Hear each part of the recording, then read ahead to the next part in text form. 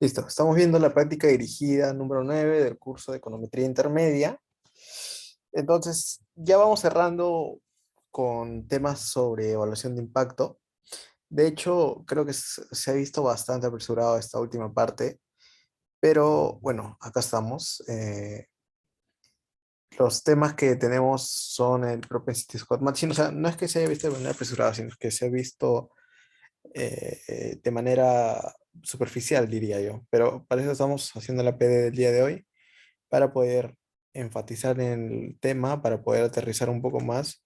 Y de hecho que creo que es importante que se lleven algunos códigos para ustedes que les puedan servir para su tesis, por ejemplo, en caso de que quieran emplear una metodología de evaluación de impacto.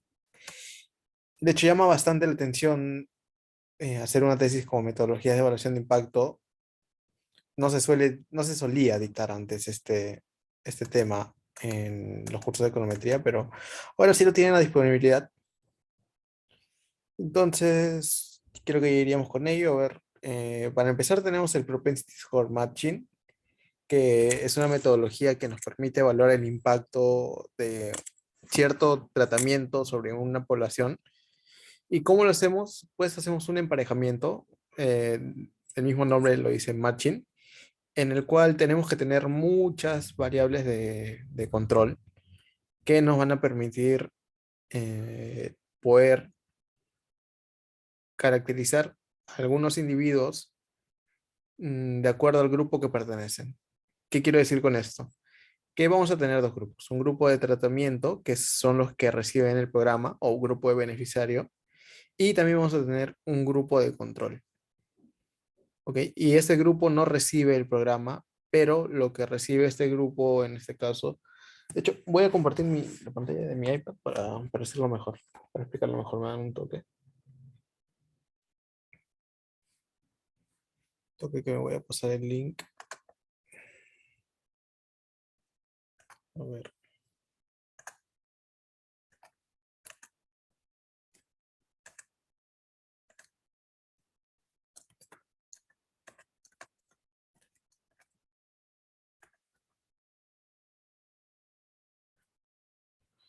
Listo, ya me pasé el link, ahora me conecto.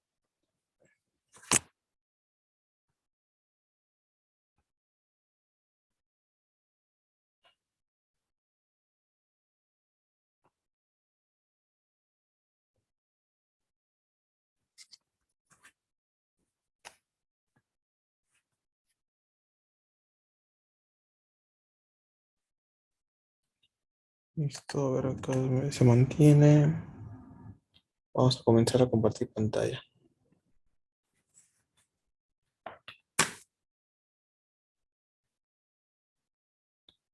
Ok, estamos acá entonces. Yo les comentaba que estamos trabajando con dos grupos. Uno es un grupo de tratamiento y uno es un grupo de control. Y ahora vamos a ir aterrizando lo que les estoy comentando. Acá está, entonces añado una hojita por acá. Listo. Entonces tenemos dos grupos. Un grupo de tratamiento y un grupo de control. El grupo de tratamiento son aquellos que reciben un programa. Reciben un programa. El grupo de control, todo lo contrario, ¿no? Los que no reciben el programa. No reciben el programa.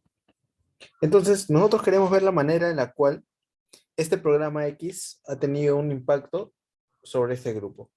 ¿De qué manera? Supongamos que la variable de outcome es el ingreso. Vamos a colocarlo por acá. Ingreso es la variable de outcome. O sea, es la variable la cual debería de ser modificada. Entonces, si se aplica el programa sobre este grupo de tratamiento, siendo este programa un programa que esperemos que aumente los ingresos, en este caso, el grupo que he marcado de rojo debería demostrar un aumento en el ingreso. Pero si el grupo de control, en este caso es otro grupo que no recibe ningún tratamiento y se mantiene tal cual como está, su ingreso se debería de mantener constante. Pero para este grupo, su ingreso debería de aumentar. Entonces, esa diferencia que hay entre el que el ingreso se mantenga constante y que el ingreso haya aumentado, es lo que sería el impacto como tal. El impacto.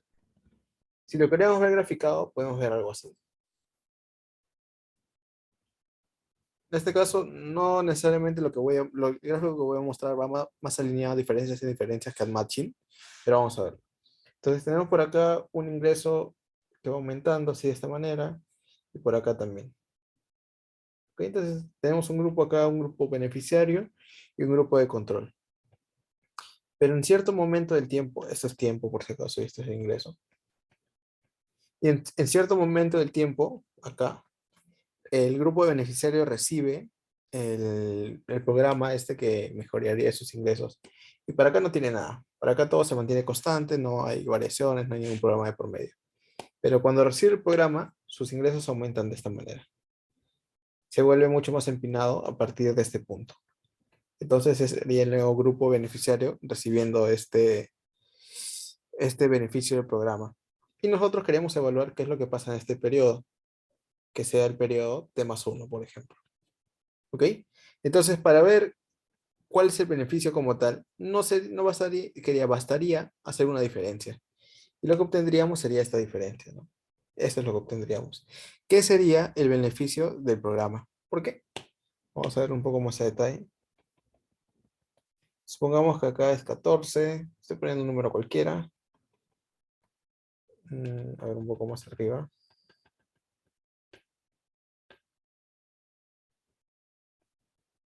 Supongamos que acá es 10.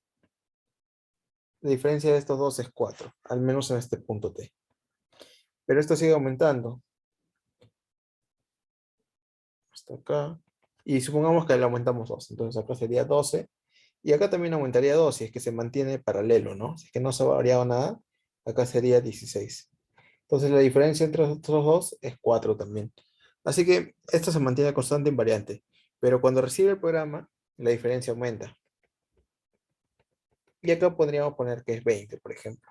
De tal manera que si diferenciamos todo esto, 20 menos 12, la diferencia es 8. Y si a este 8 le quitamos el 4, nos queda el impacto total del programa, que sería este valor, que sería 4, justo lo que les marcaba por ahí.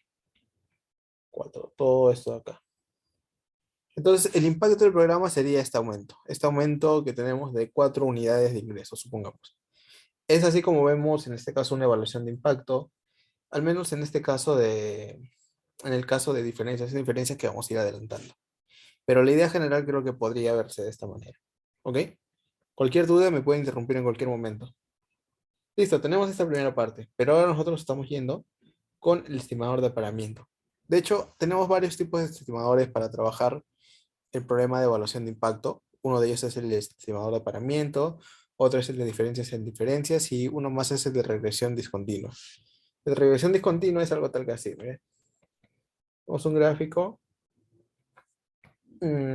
tenemos una variable que va aumentando por acá y llega un momento en el que comienza a aumentar así.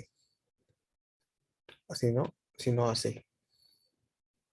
Entonces el impacto es esta diferencia. El impacto. Y en este de acá es el impacto. Entonces ya vamos viendo cómo va cambiando la metodología de acuerdo, puede ser al tipo de datos que tengamos o en general, creo que básicamente es, ¿no? El tipo de dato el tipo de dato con el que estamos trabajando.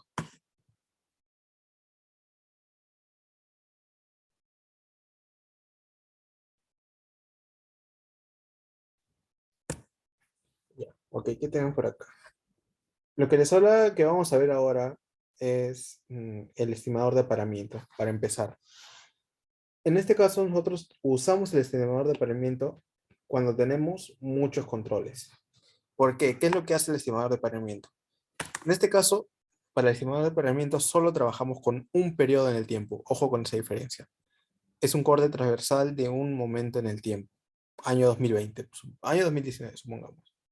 Entonces, ¿por qué es necesario tener muchos controles? Pero ojo que controles se refiere a variables de control. Mm, a ver, dos cosas. Controles se refiere a que tenemos muchas variables y a la vez se refiere a que tenemos muchos controles, o sea, como grupo de control de individuos que no han recibido el tratamiento de un programa. ¿Por qué? Porque de ese gran grupo de controles que tengamos, vamos a hacer un apareamiento nosotros. Entonces, tenemos un grupo de beneficiarios, los que reciben el programa, que puede ser 10, pero nuestro grupo de controles puede ser de 100, por ejemplo, y sería buenazo que sea alrededor de 100, porque así tenemos mucho más para elegir de esos 100, los 10 que más se parezcan a nuestro grupo de beneficiario. ¿Ok? Entonces asumimos que tenemos acceso a variables X que pueden generar una randomización de tratamiento respecto a los outcomes, dado un X. Es un grupo de no participantes, en un grupo de no participantes, o sea, de los controles, se seleccionan a aquellos similares a los participantes según las variables X antes de recibir el tratamiento. ¿Ok? Entonces, seleccionamos a todos aquellos que se parezcan más, de acuerdo a sus variables X, que son, por ejemplo, pueden ser variables como sexo, dónde trabaja, o sea, asumiendo que el individuo es una persona del ENAO, por ejemplo. Dónde trabaja, cuál es su rubro, en este caso, cuántos años de experiencia laboral tiene y una serie de características que haga que sean similares. Deben de tener los mismos outcomes potenciales en ausencia del programa. ¿Por qué deberían de tener el mismo outcome potencial en ausencia del programa? Porque cuando se aplique el programa, ahí es cuando se va a ver la diferencia y cuando se va a ver realmente cuál es el impacto. En este caso es necesario que se cumplan dos supuestos: el supuesto de independencia condicional, es decir, que la participación se vuelve aleatoria cuando controlamos por características observables, y el supuesto de soporte común, que es muy importante, en el cual se comparan individuos con los mismos valores que tienen la probabilidad de ser tratados o controlados. Un poco de lo que les comentaba ahora, pero acá ya lo vemos de manera estadística, ¿no? Entonces acá tenemos nuestra densidad y esta de acá es nuestra zona de soporte común. Por acá tenemos solamente los tratados, por acá tenemos solo los controles. Pero acá, esta es una región, la del medio, es una región en la cual hay un emparejamiento entre ambos, entre controles y tratados. Y justo es lo que queremos, ¿no? Queremos que haya un emparejamiento y que sean bastante similares.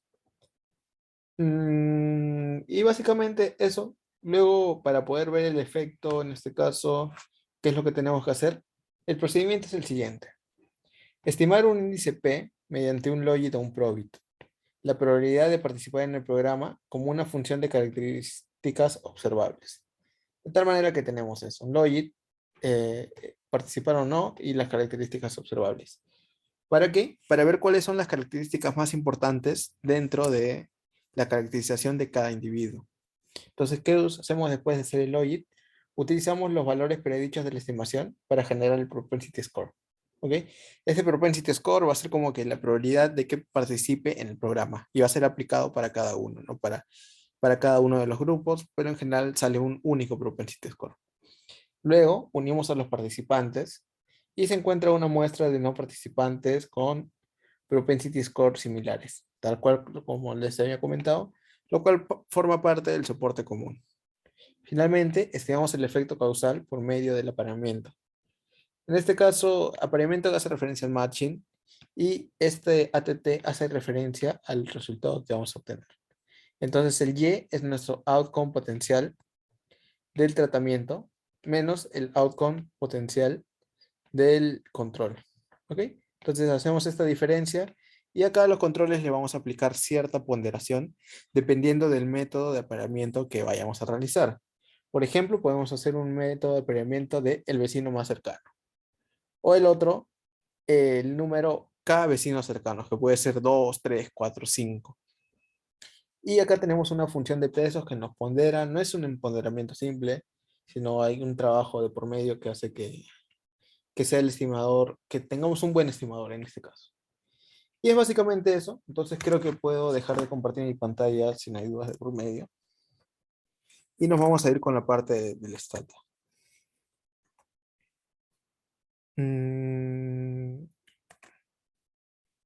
Ok, entonces nosotros tenemos este programa.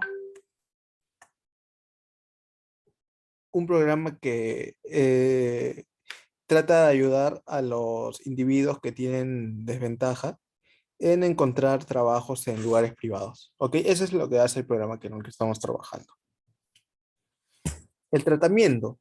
El tratamiento es un subsidio a los empleados del sector privado, es decir, que todos los costos de trabajo en este caso son cubiertos por un programa por 12 meses. O sea, yo me imagino que son costos como pasajes o la búsqueda del trabajo, costos asociados en este caso al sector privado, al empleo en el sector privado. El diseño del programa es una asignación randomizada de tratamiento y grupo de control. Los participantes son residentes, en este caso en Estados Unidos, mujeres, personas marginadas en este caso, en los años 1970, como por ejemplo, anteriormente adictos a drogas, en este caso, inmates, no sé qué significa, pero más o menos va por ahí. Y básicamente eso, ¿no? Entonces tenemos un grupo de población en desventaja que recibe un programa para que pueda incorporarse al sector privado a realizar sus operaciones de trabajo. ¿Ok? Entonces, ¿qué nos propone la práctica dirigida que nos dice por acá? Utilice la base de datos newscps-ETA y muestra que corresponden a un diseño no experimental mediante la prueba de equivalencia o mediante el test de medias de las variables de referencia entre los grupos no experimentales de tratamiento y de control. Ok, entonces vamos a ver esto por acá.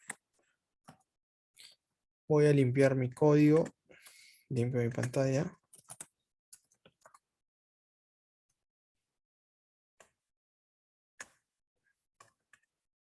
Vamos a copiar, vamos a ir desde la parte inicial hasta donde lleguemos, porque sí es un poquito larga esta P, pero es una de las P más interesantes por la novedad en este caso. Que es un tema que no se veía en pregrado, al menos no en la Cato, porque en la UP creo que sí se ve estos temas en pregrado, pero en la Cato no.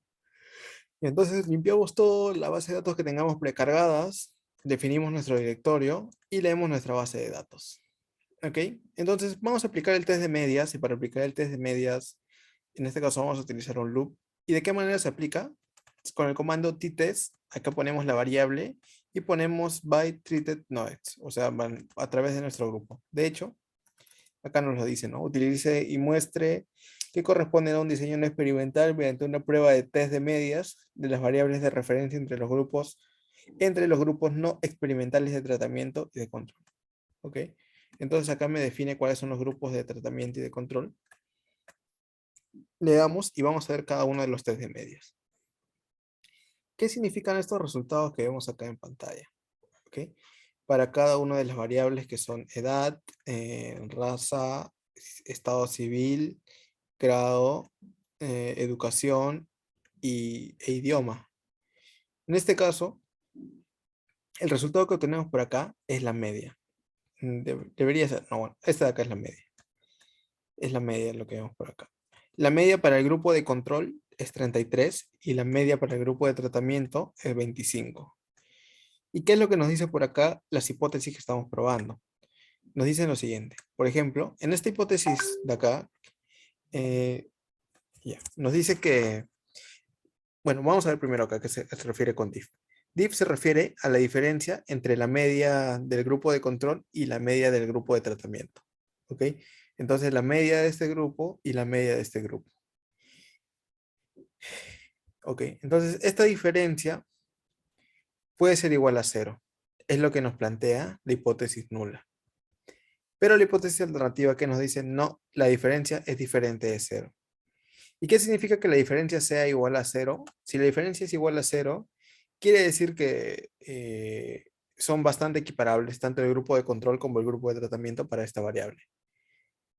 Pero si es que no son iguales a cero, tendríamos este caso. ¿Y qué es lo que tenemos por acá? En este caso tenemos nuestro p-value que nos sale significativo y lo tendríamos por acá, ¿no? En la mayoría de casos tenemos este p-value que es significativo. Entonces, ¿qué quiere decir? Esto quiere decir que las variables no se encuentran balanceadas.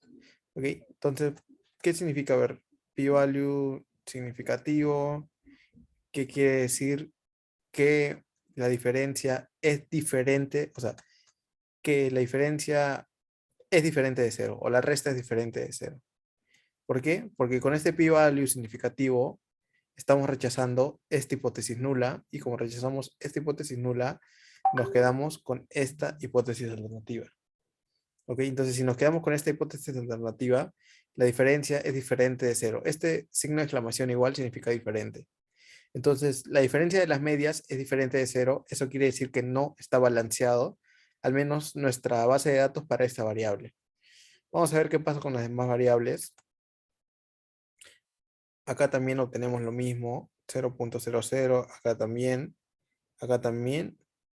Esta es la única que no tiene este problema de balanceo, pero en general la mayoría lo tiene. Creo que todas menos una la tienen. Entonces, esta variable no me hizo por acá el nombre, pero si veo el orden, es la variable Hispanic. Es la única que no tiene este problema, pero ahí todas las demás variables no están balanceadas. Entonces, ¿cómo solucionamos una situación en la cual nuestras variables no están balanceadas o vemos que es un diseño no experimental? Lo que tenemos que hacer es utilizar nuestras alternativas. ¿Y cuáles son las alternativas? Porque, por ejemplo, si estuviera bien balanceado, de frente le aplicamos las diferencias y ya obtenemos el resultado. Pero en este caso no está bien balanceado. Así que lo que vamos a hacer es usar una de las alternativas que tenemos que han visto ustedes en clase, como el Propensity Score Matching para empezar y luego el Diff and Diff. Entonces, para el Propensity Score Matching, lo que tendríamos que hacer en este caso sería trabajar solamente con un periodo en el tiempo. Así que vamos con ello. Ya hemos hecho la primera parte, ¿no? ¿Qué nos dice ahora? Use el programa PS Match 2 en Stata para obtener el estimador PSM vecino más cercano. Yo les comentaba que había varios tipos de estimadores. El Propensity Score debe estimarse utilizando un modelo Logit de estado de tratamiento en h al cuadrado y una serie de variables que nos colocan por acá. Entonces yo les comentaba que era importante tener bastantes variables de tal manera que podamos hacer este emparejamiento. Así que minimizo esto.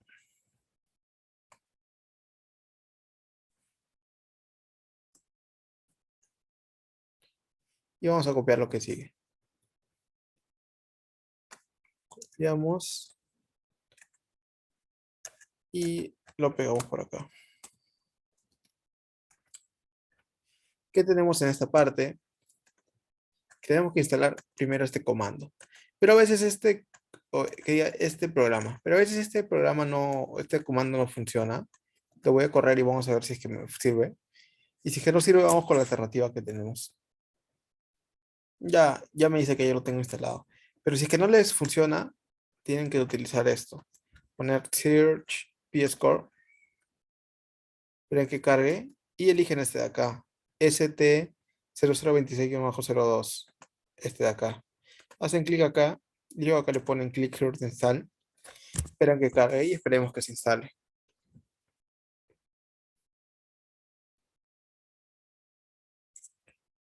Listo, creo que ya lo tenemos instalado. Ya está. Entonces, una vez que tenemos instalado, ya podríamos proceder a hacer lo que nos piden. Pero para empezar, vamos a hacer una modificación de nuestras variables, porque nos ponen algunas variables en particular como age al cuadrado, education al cuadrado, en este caso R74 al cuadrado, R75 al cuadrado, y en general esto es lo que nos colocan, ¿no? Acá hace referencia acá hace referencia a los earnings, o sea, a los ingresos en cada uno de estos años. Ingresos en el año 74, 75 y en el 78. Pero nosotros solamente vamos a trabajar para uno de ellos, que me parece que es el ingreso en el año 78. ¿Ok? Entonces generamos nuestras variables y vamos a ver la primera forma de hallar el propensity score con un modelo de Logit que lo habíamos visto teóricamente y lo podemos hacer acá también. Entonces aplicamos nuestro Logit. Acá ponemos en la variable dependiente a nuestro grupo de tratamiento, o nuestra variable que identifica el tratamiento, y luego en todas las demás variables ponemos las variables de control que tenemos.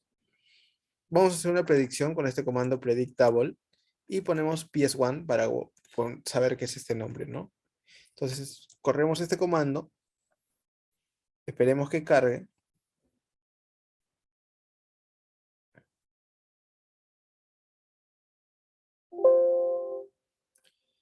Sí, y listo. Y acá tenemos nuestro PS1, que es nuestro propensity score. Hemos obtenido nuestro propensity score para cada una de las observaciones. ¿Ok? Tanto para grupos, para individuos que son beneficiarios como controles. Vale. Entonces este es nuestro propensity score. Todo bacán. Pero no vamos a analizar nada todavía, ahora vamos a hacerlo. Otra forma de hacerlo, de obtener el p-score es utilizar de frente este comando que se llama p-score. Otra vez colocamos nuestra variable de tratamiento o control y luego todas nuestras demás variables independientes. Acá le colocamos para guardarlo con el nombre ps2, o sea, con ps2 vamos a guardarlo, anteriormente habíamos guardado como ps1, de tal manera que podamos ver si hay diferencias o no en la forma de obtener nuestra variable nuestra variable o nuestro propensity score en cada uno de los dos casos. Luego acá este comando también block ID, creo que block F1 no está por acá, vamos a revisarlo. No, no es más que una opción que tenemos que colocar también siempre. En este caso, el nivel, logit y básicamente eso, ¿no? Acá es importante mencionar que queremos que sea mediante un logit para poder obtener este propensity score. Entonces vamos a seleccionar de nuevo este comando, le vamos a dar, y a diferencia de lo que hemos visto anteriormente, esto es como hacerlo manual y esto hacerlo todo de frente, acá nos indica paso a paso cómo es que se obtiene este resultado. De hecho, lo que voy a hacer es borrar toda la pantalla para ver dónde empieza. Si les le doy acá, bueno, me dice que esta variable ya está definida, así que le voy a poner ps3. Ya esto también está definido. Ahora sí debería de correr. Ya está.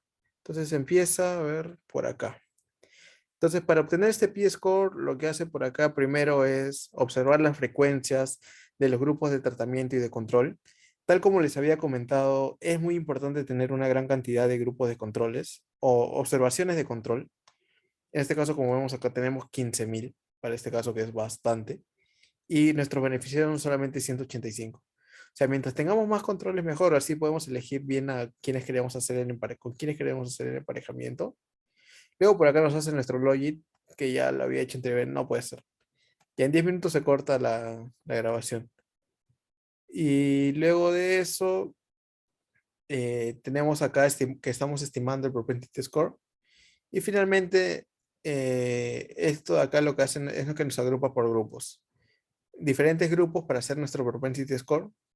Y acá tenemos nuestros controles y nuestros beneficiarios.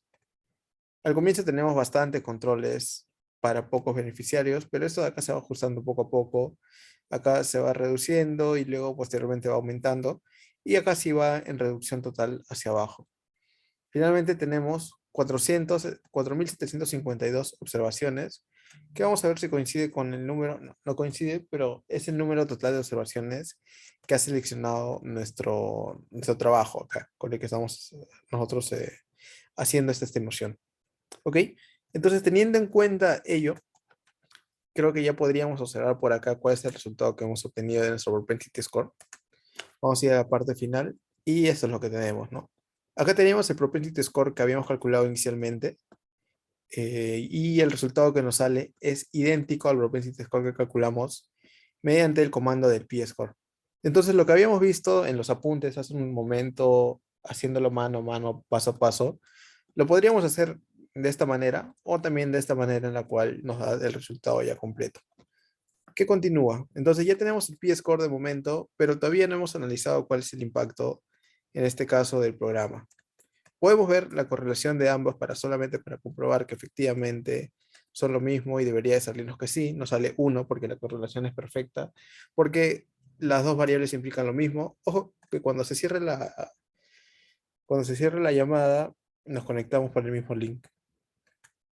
¿Ok? Entonces vamos bajando y vamos con la siguiente pregunta. ¿Qué más nos propone por acá? O sea, ya hemos hecho el test de medias.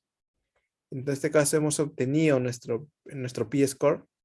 Y acá ya nos dice, encuentre el efecto promedio del tratamiento en los tratados. Interpreta sus resultados y compara con los efectos del tratamiento determinados experimentalmente. ¿Ok? En este caso, los efectos del tratamiento determinado experimentalmente es 1794. O sea, el programa ha tenido un impacto de tal manera que ha aumentado los ingresos en un monto de 1794, que es bastante. En este caso tiene sentido porque eran personas que en este caso no contaban con ningún tipo de trabajo, ex drogadictos, si no me equivoco, era lo que habíamos visto, y que aumente en 1974 para la remuneración de Estados Unidos tiene bastante sentido. Y entrando en el sector privado. Así que vamos con ello. Vamos con la siguiente parte. Todo esto acá ya lo hicimos. Y vamos con esto de acá.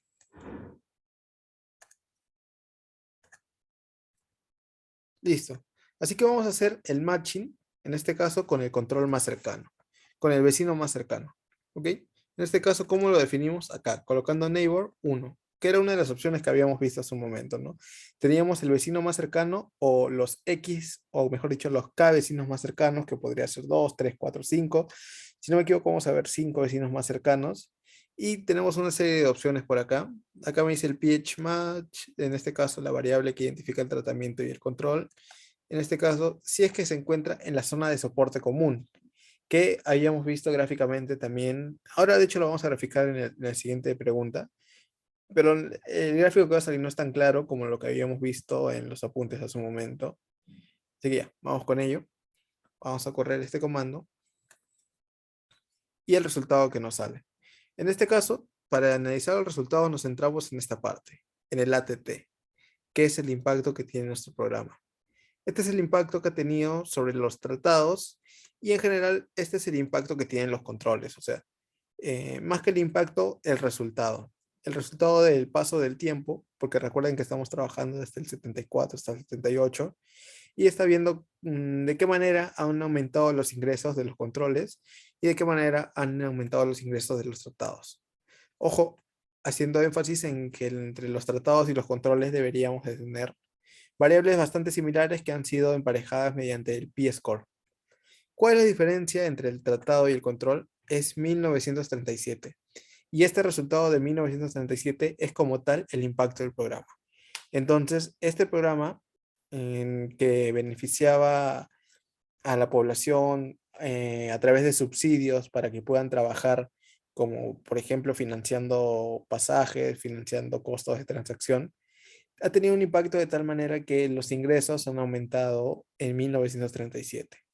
¿Es un resultado significativo? Definitivamente que sí, porque vemos que el T estadístico es mayor que 1.60. El 1.60 para una muestra de varios grados de libertad es aceptable. De 1.60 en adelante lo consideramos como significativo. Y por lo tanto tenemos un resultado positivo, significativo y que además hace bastante sentido. ¿Cuál era el resultado que habían obtenido o con el que queríamos comparar? Era 1790. Vemos que el Propensity Score Matching con un vecino más cercano nos da un resultado un poco mayor, 1937, pero que es bastante similar al que obtenemos. En este caso, ¿de qué manera se ha asignado dentro de la zona de soporte común? Tenemos 185 tratados y 4.567 en este caso, no tratados o controles. Lo cual, buenazo, porque así tenemos mucho más de dónde poder elegir los controles para que tengamos una estimación mucho más próxima. Es mejor tener una gran cantidad de controles para hacer un buen emparejamiento, al menos para para el Propensity Score Match. ¿Qué teníamos por acá? D-Stat, creo que esto ya lo comentamos. Diferencia pero mucha y listo. Vamos a ver en este caso este comando que no recuerdo muy bien qué hacía. Mm, ya, lo que me pedía, ¿no? Que es un poco de lo que ya tenemos por acá. Este es 6.349 es este de acá, 6.349. Y este 8.559 debería de ser este de acá.